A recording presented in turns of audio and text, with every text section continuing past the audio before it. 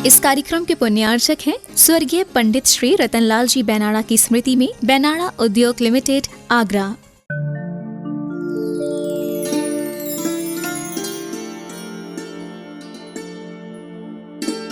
अपना उपयोग उस ओर लगाना नहीं पड़ता।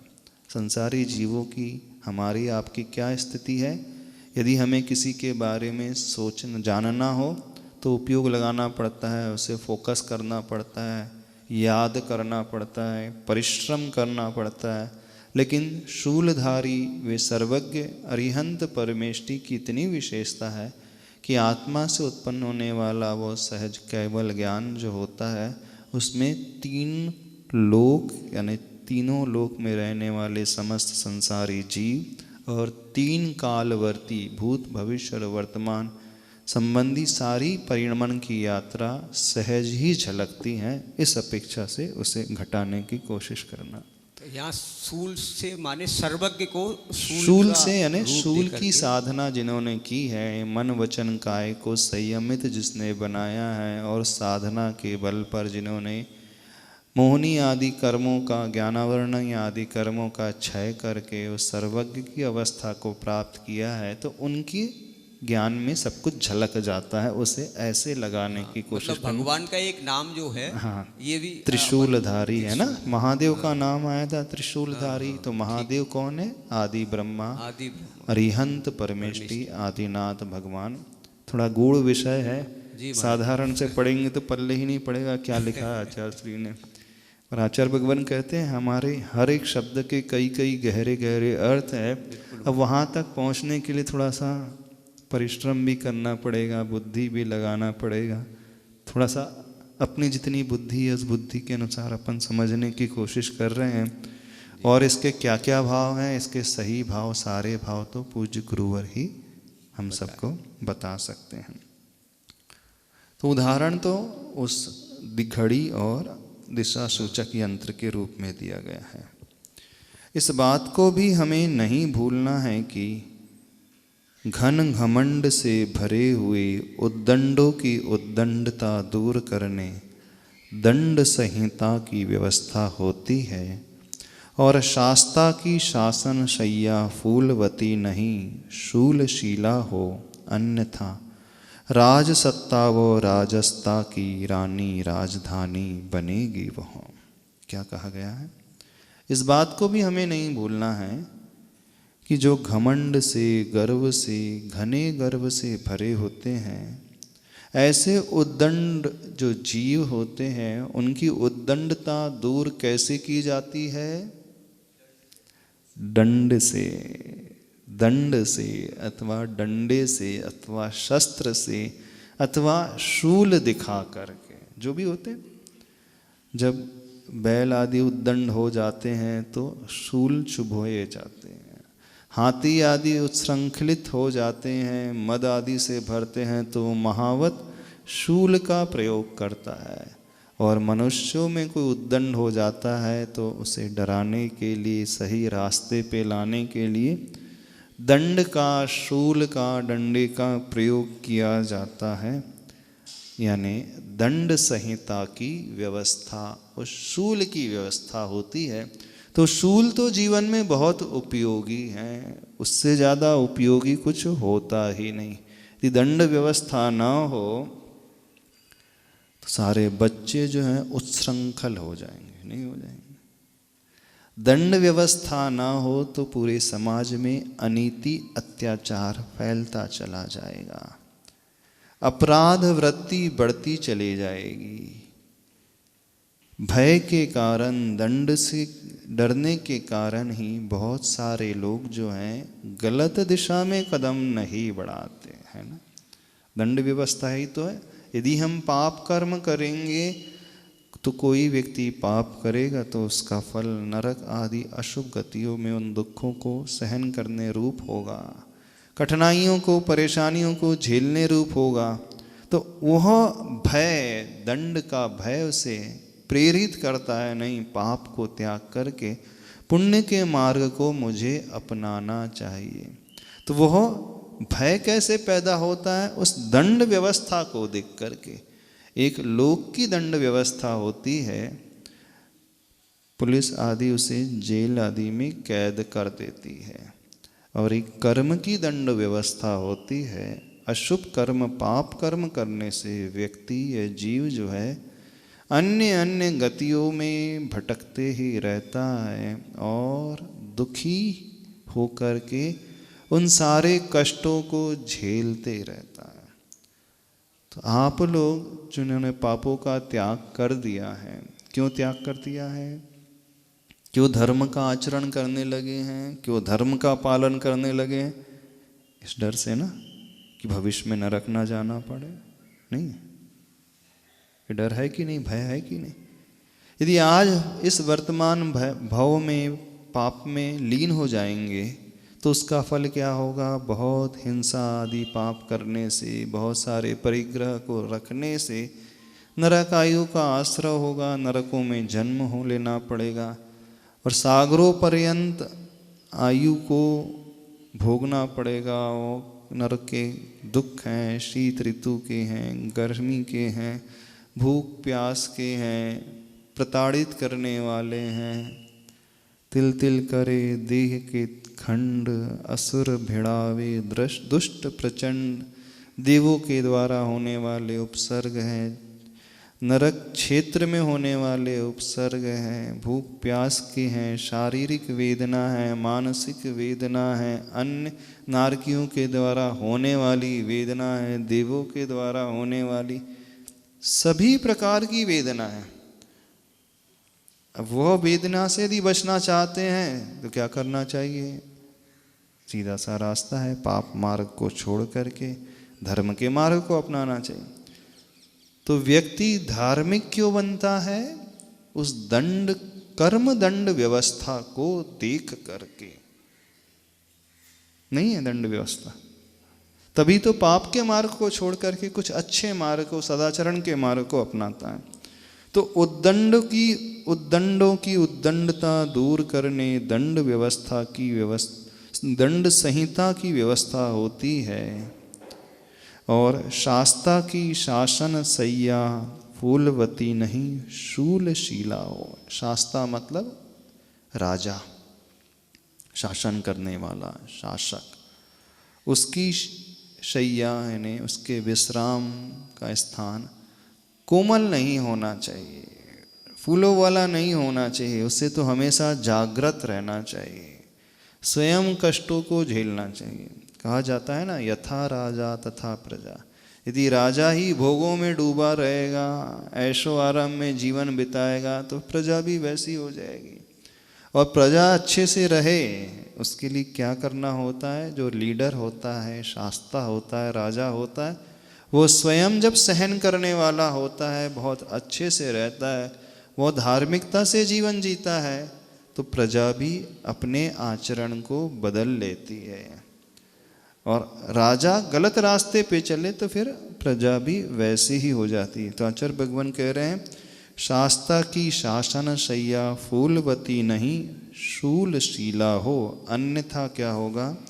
राजसत्ता व राजस्ता की रानी राजधानी बनेगी। वो राजसत्ता किसकी राजधानी रानी बनेगी? राजस्ता यानी भोगो भोग की। सारे जीव उस राज्य में रहने वाले समस्त जनता जो है सिर्फ विषयों में ही डूब जाएगी, उसके अलावा धर्म कर्म भूल जाएगी। तो यदि हम दूसरों को धर्म मार्ग में लगाना चाहते हैं, जो बड़े हैं उनसे कहा जाता है, घर के बड़े होते हैं ना, बुजुर्ग होते हैं, वो यदि चाहते हैं कि हमारे छोटे घर के अन्य सदस्य धर्म में लगे रहें, पापों का त्याग करते रहें, अच्छा आचरण अपना बना करके चले, तो कब संभव होता है? जब बड़ा व्यक्ति स्वयं ही अच्छा आचरण करता है, तभी उसका प्रभाव अन्यों पर पड़ता है। और वह घर का मुखिया ही भोग विलास में डूबा रहेगा, व्यसनों में लिप्त रहेगा, शराब आदि का सेवन करता रहेगा, तो बच्चे क्या करेंगे? बताओ क्या करेंगे? बस बच्चे भी वही सीखेंगे, वही करेंगे। ये तो सामान्य सा नियम है। तो जो मुखिया होता है, राजा होता है, प्रमुख होता है, उसके लिए क्या कहा जाता है? वो उसकी सैया कैसी हो? शूलशीला हो, कठिनता को लिए हुए हो। जो समाज के प्रमुख हैं ना, उनसे भी कहना है, नहीं है? जो भी ठेकेदार बने हैं, नेता बने हैं, लीडर हैं, प्रधान हैं, मंत्री हैं, फलाना है, ढिकाना है, बनना तो बहुत आसान हो जाता है, लेकिन उस योग्य आचरण करना सबसे कठिन होता है।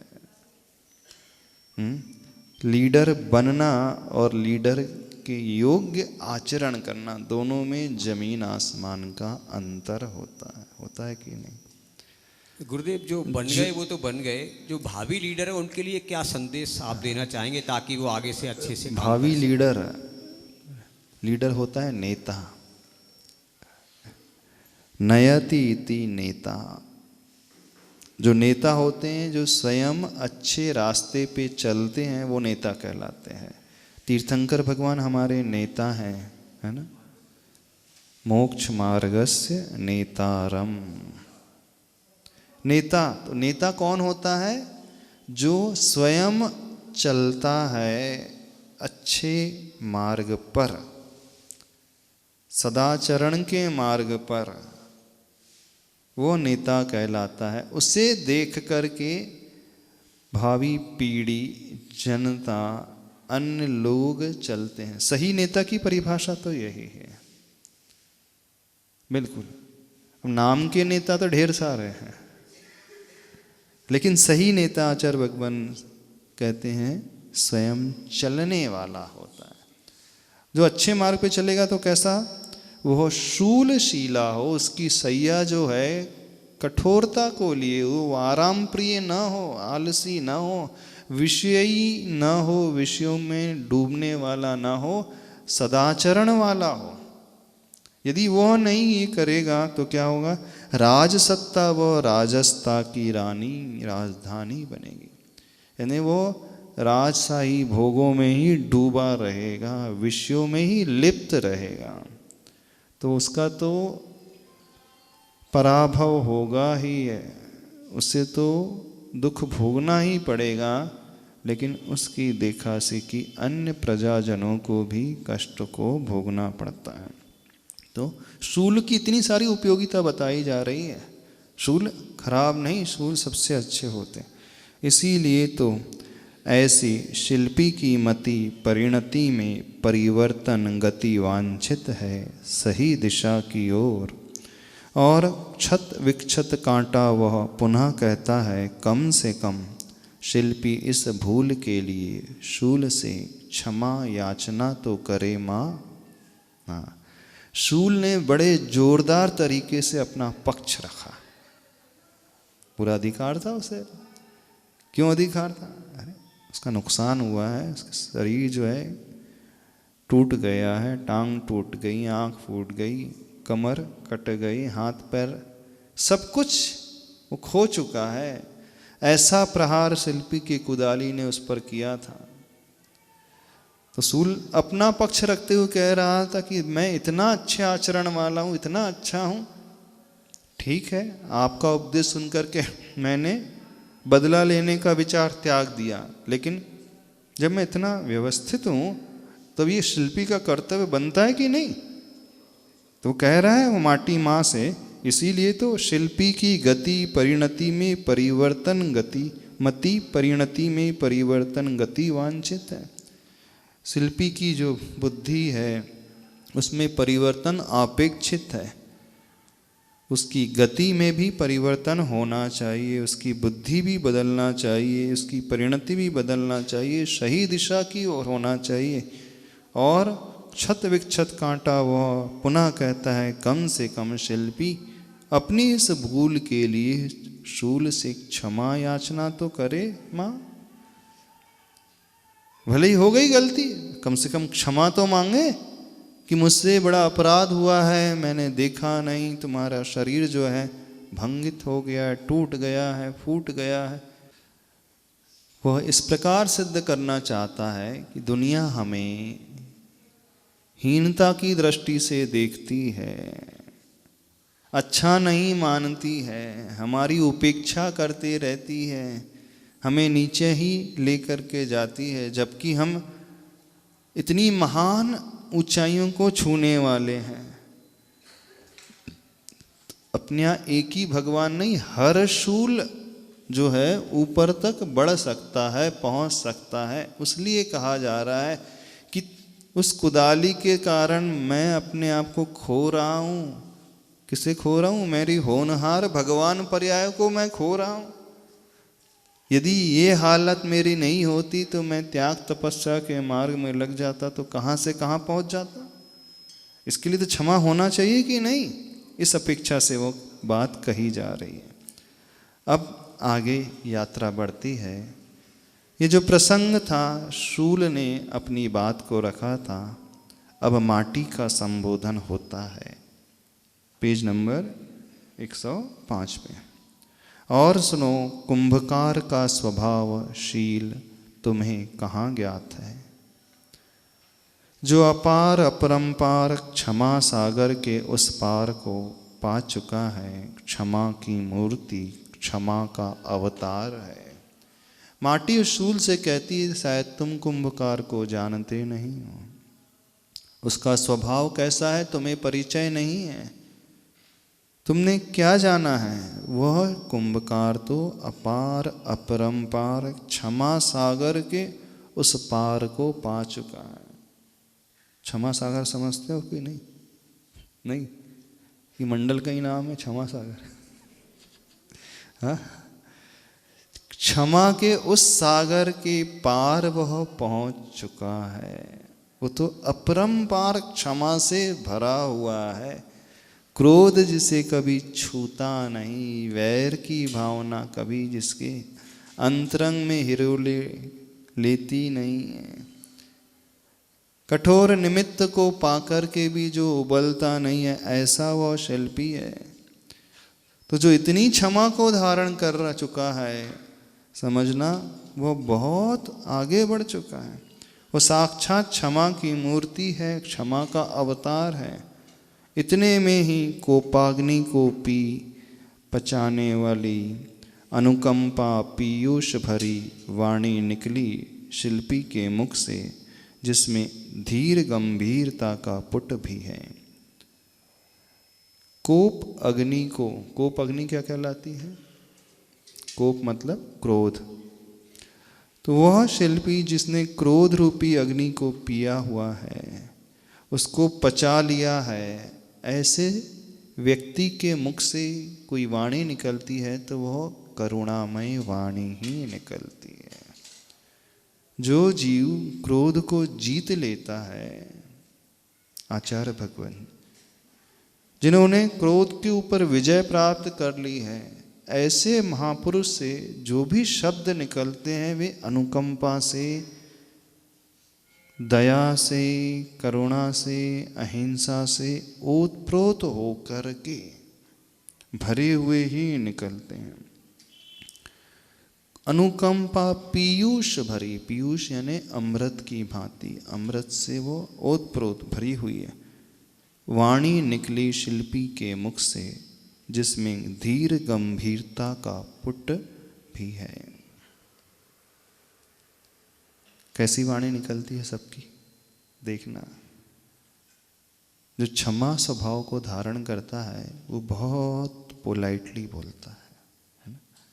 बहुत विनम्रता से बोलता है।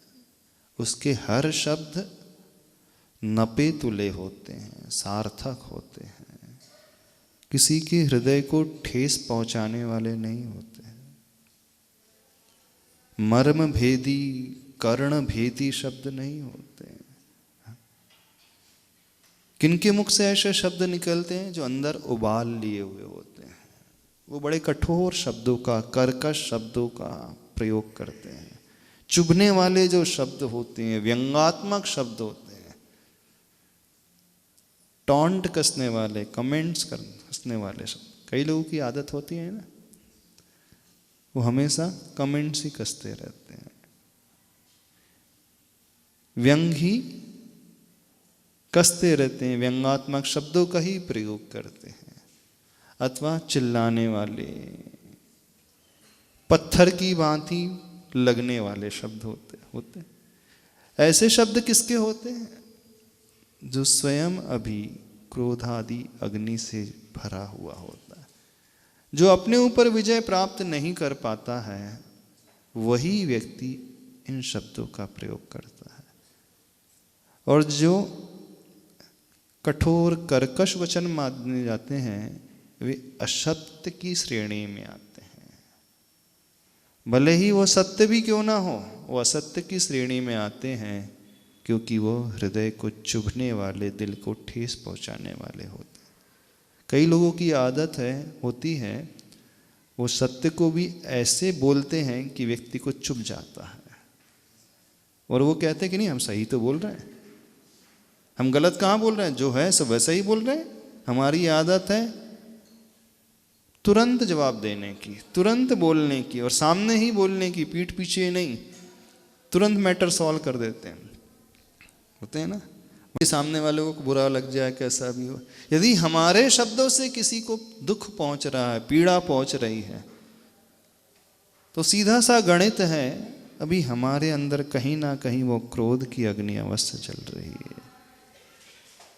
जो क्रोध को जीत लेता है, उसके शब्द कैसे होते हैं? मुख चंद्र ते अमृत झरे।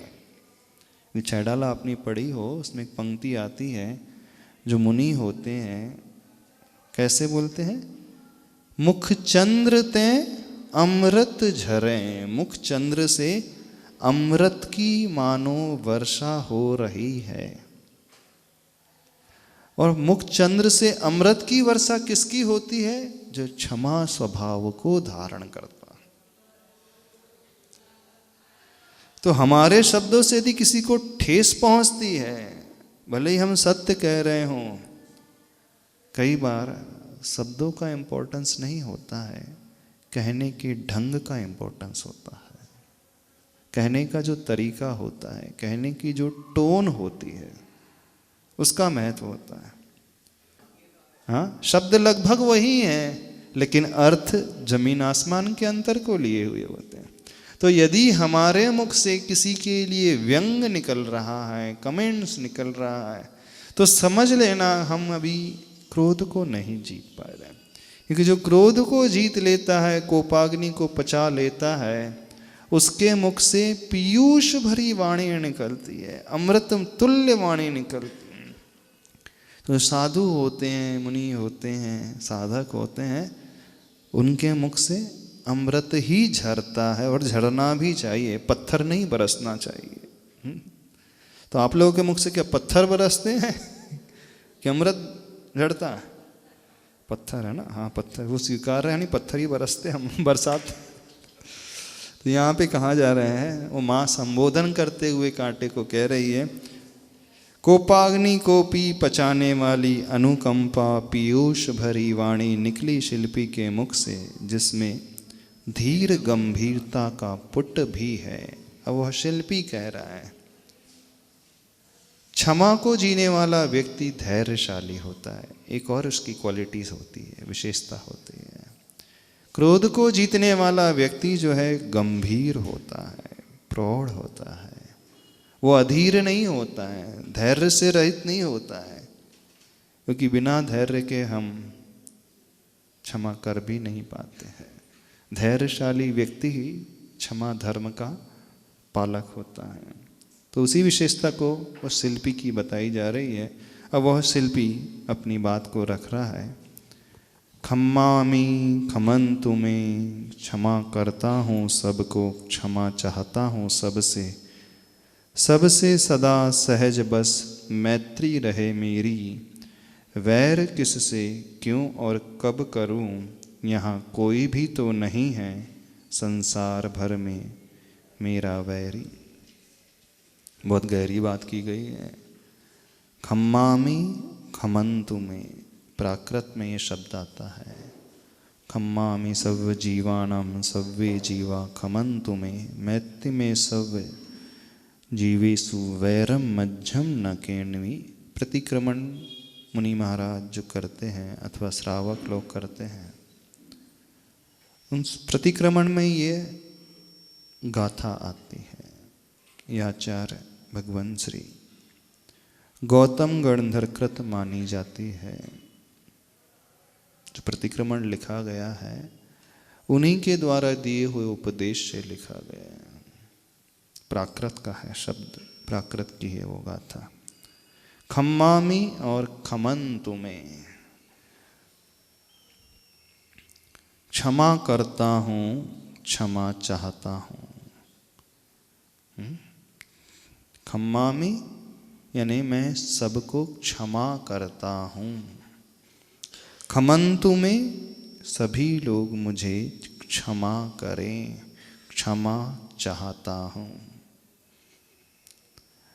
सबसे सदा सहज बस मैत्री रहे मेरी। बहुत गहरी भावना है, कहना बहुत आसान है। सबसे, ऐसा नहीं अधिकांश लोगों से, सबसे, प्रत्येक व्यक्ति से, जीव मात्र से, और हमेशा के लिए सदा सहज रूप से मैत्री रहे मेरी। वैर किससे क्यों और कब करूं, यहाँ कोई भी तो नहीं है संसार भर में मेरा बैरी। जिसके अंदर ये भावना आ जाए, समझ लेना उसने धर्म को पी लिया है, धर्म को उसने जी लिया है, धर्म को उसने आत्मसात कर लिया, वो धर्ममय हो गया है। आत्मा के प्रत्येक प्रदेश में धर्म जीवंत हो उठा है। उसकी चेतना जो है धर्म से ओतप्रोत हो चुकी है, और ऐसी चेतना वाला जीव ही ऊंचाइयों को छूता है। पढ़ना बहुत आसान है, लेकिन जीवन में उतारना हर एक के बस की बात नहीं। असंभव भी नहीं है, लेकिन कठिन अवश्य है। होता नहीं लोगों से, नहीं होता। हाँ, प्राय तो सबसे क्षमा हो जाती है, एक आध को छोड़ करके बस लग जाता है। एक आध ही है बस, वो ही है मेरा पड़ोसी, बाकी तो सब फर्स्ट क्लास है, सब बढ़िया है, सब अच्छे हैं। बस एक ही व्यक्ति है बस, बाकी तो सब अच्छे हैं। ऐसे होता। और शायद हर एक के जीवन में कोई एक आध ऐसा होगा, एक आध दो चार मिल ही जाएंगे, नहीं मिल जाएंगे, नहीं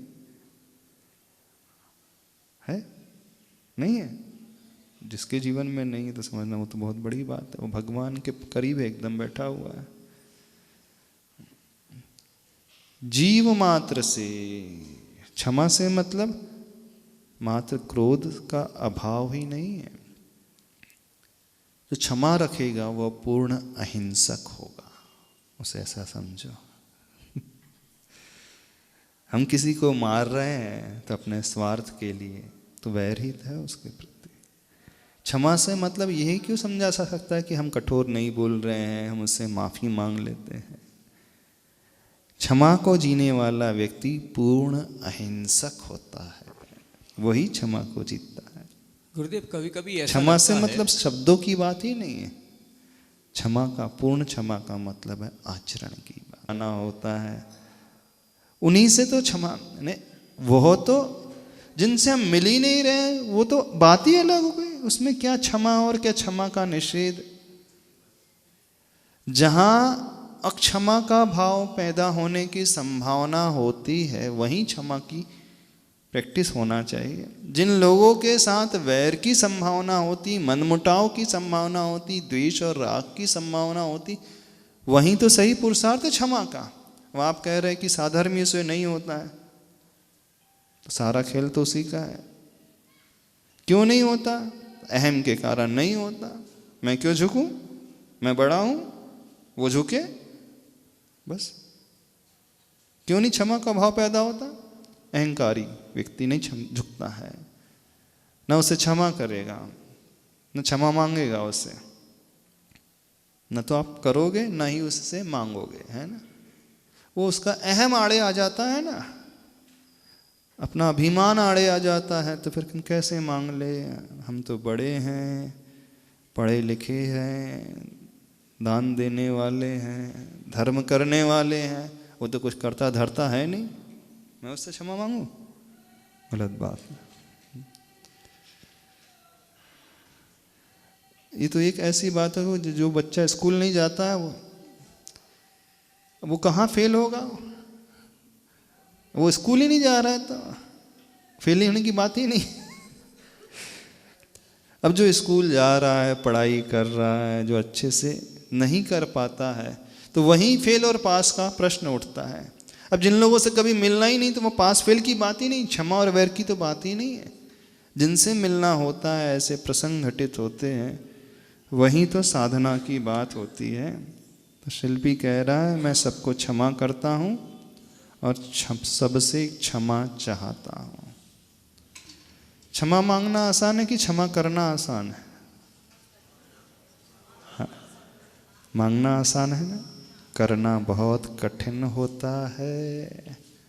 मांगने में तो मुंह चलाना है, आई एम सॉरी, अथवा हाँ मुझे क्षमा कर दो। गलती होने के पश्चात क्षमा मांगना कथनचित आसान होता है, लेकिन क्षमा करना बहुत बड़े हृदय वाले व्यक्ति का ही काम है। क्षमा करने के लिए बहुत बड़प्पन चाहिए। मांगने के लिए भी बड़प्पन चाहिए, निषेध नहीं कर रहा है, लेकिन क्षमा करने के लिए बहुत बड़ा हृदय चाहिए। जानते हुए भी कि उसी की गलती है, सब कुछ उसी ने काम बिगाड़ा है, चलो जाने दो, छोड़ दो। बहुत बड़ा कलेजा चाहिए, तब व्यक्ति कर पाता है। क्षमा मांगना नहीं, क्षमा करना सबसे कठिन होता है। अगले प्रश्न में पेज नंबर 106, विनयोपजीवी उस पुट ने कोटि पुटी अभ्रक सा। जानते हो कोटि पुटी अभ्रक क्या होता है? विनयोपजीवी उस पुट ने कोटि पुटी अभ्रक सा तन वितान को पार कर कांटे की सनातन चेतना को प्रभावित किया। ये बहुत कठिन लाइन है। विनय से उपजीवी यानी विनय को जो पालन कर रहा है, उस पुट ने यानी शिल्पी ने जो शब्द कहे वो पूर्ण विनय से भरे हुए थे। कोटि पुटी अभ्रक सा, कैसा? आयुर्वेद में औषधि होती है अभ्रक भस्म। कोटि का अर्थ है यहाँ पे करोड़ बार, यानी जिसमें करोड़ बार पुट मिलाया गया है। इतने बार वो घर्षण किए गए, इतने बार वो पीसा गया हो, इतने बार वो पीटा गया हो, इतने बार वो भावित किया गया हो, 1000 बार नहीं, लाख नहीं, करोड़ों बार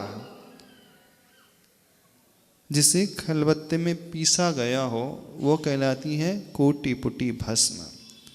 तो वो उसकी पोटेंसी और पावरफुल हो जाती है। इतने बार उसने उसी कार्य को किया है। कहने का अभिप्राय, करोड़ों पुटी जैसे अभ्रक होती तो करोड़ बार उस भावना को भाने वाला व्यक्ति ही ऐसी क्षमा से भरा हुआ है, विनय के गुण से सहित है। तो कोटि पुटी अभ्रक सा तन वितान को पार कर कांटे की सनातन चेतना को प्रभावित किया। तन यानी शरीर, वितान यानी उसका विस्तार। उस शरीर के विस्तार को पार कर कांटे की जो चेतना थी, सनातन से मतलब अनादिकाल से जो चले आ रही आत्मा है, जो अनादिकाल से चला हुआ धर्म माना जाता है, वो सनातन धर्म माना जाता है। तो हमारी चेतना, हमारी आत्मा, सबकी आत्मा कब से चली जा रही है? अनादिकाल से। तो उस कांटे की जो चेतना है वह सनातन चेतना है, उसको सीधे डायरेक्ट प्रभावित कर दिया।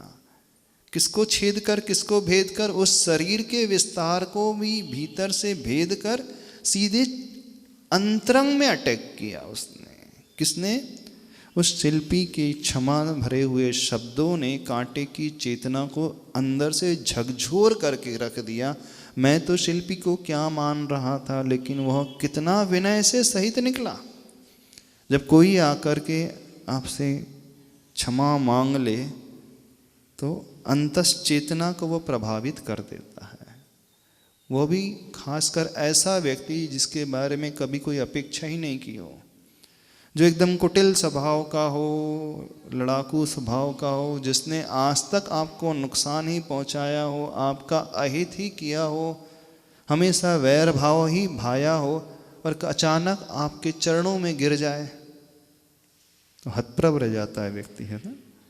आश्चर्य से भर उठता है, अचानक ये क्या हो गया, आज सूरज कहाँ से निकल गया, वैसे तो पूर्व से निकलता था, ऐसा लगता है आज पश्चिम से निकल गया है, जिसके बारे में अभी हमने कभी कल्पना नहीं की थी, ऐसा व्यक्ति हमारे चरणों पे गिरा हुआ है। तो ऐसे ही उसकी चेतना, कांटे की चेतना प्रभावित हो गई। उत्तुंग ऊंचाइयों तक उठने वाला ऊर्ध्वमुखी भी ईंधन की विकलता के कारण उल्टा उतरता हुआ अति उदासीन अनल सम क्रोध भाव का शमन हो रहा है। थोड़े शब्द साहित्यिक है। भाव क्या है? उत्तुंग ऊंचाइयों तक उठने वाला ऊर्ध्वमुखी भी ईंधन की विकलता के कारण उल्टा उतरता हुआ अति उदासीन अनल सम क्रोध भाव का शमन हो रहा है। अनल मतलब है अग्नि। अग्नि आकाश की ऊंचाइयों को छूती है, उसकी लपटें बहुत ऊपर तक उठती हैं। कब? जब उसमें ईंधन रहता है, लकड़ी डली रहती है, तेल आदि घी आदि मिला रहता है, तो अब लपटें बहुत ऊपर उठने वाली होती हैं। तो कहा जा रहा है वो क्रोध कैसा था? उत्तुंग ऊंचाइयों को छूने वाला, ऊपर की ओर उठने वाला। लेकिन जैसे अग्नि में ईंधन समाप्त हो जाता है अथवा ईंधन की कमी होने लगती है तो अग्नि की लपटें अब धीरे धीरे नीचे आने लगती है। तो वही बात कही जा रही, ईंधन की विकलता के कारण उल्टा उतरता हुआ वह क्रोध का भाव कैसा हो गया? अति उदासीन अग्नि सम, यानी अग्नि जो बुझने को है उसी की भांति क्रोध भाव का शमन हो रहा है। यानी उस कांटे का क्रोध अब एकदम शांत होने को है। किन शब्दों का प्रयोग करके आचार्य भगवान कह रहे हैं? इस बात को ऐसे भी लिख सकते थे, हाँ अब उस कांटे का क्रोध शांत हो रहा है।